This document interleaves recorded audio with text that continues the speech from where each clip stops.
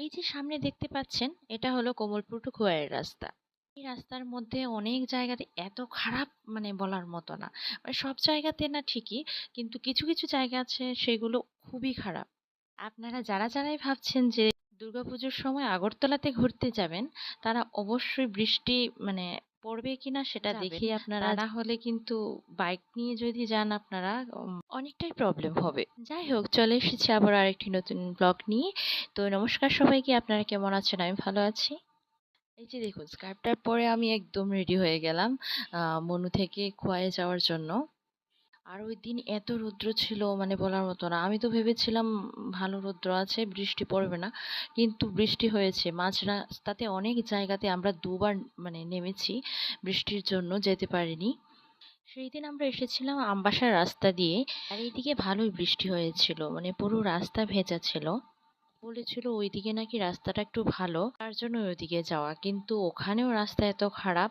কারণ সব রাস্তাগুলোই মানে ওই রাস্তা খারাপ বলে এখানে মানে আমবাসার রাস্তা দিয়ে যাচ্ছিল, তার জন্য অনেক বড় বড় গাড়ি আসছিল এবং রাস্তাগুলো অনেক খারাপ হয়ে গিয়েছিল। তারপর আমরা রাস্তায় যেতে যেতে অনেক প্যান্ডেল দেখলাম। এই যে একটা প্যান্ডেল, তারপর দুটি স্কুলের মানে স্কুলে পড়ে এমন মেয়ে, তারা কি যেন খুব একটা মনোযোগ দিয়ে গল্প করতে করতে আসছিল। যাই হোক, ওটা দেখে আমার নিজের ছোটবেলার মানে স্মৃতি মনে পড়ে গেল, যখন আমরাও স্কুল থেকে আসার সময় অনেক গল্প করে আসতাম। কিছুক্ষণ আসার পরে দেখি ভালোই বৃষ্টি হচ্ছিল রাস্তাতে, মানে রাস্তা একদম ভিজে গিয়েছিল, যার কারণে আমরাও বাইক দিয়ে যেতে পারছিলাম না। একটু পপকর্ন কিনে খেয়ে নিলাম, তারপর আমাদের জার্নি আবার শুরু। আসলে ওই দিন আমাদের এত কষ্ট হয়েছিল, মানে বলার মতো না।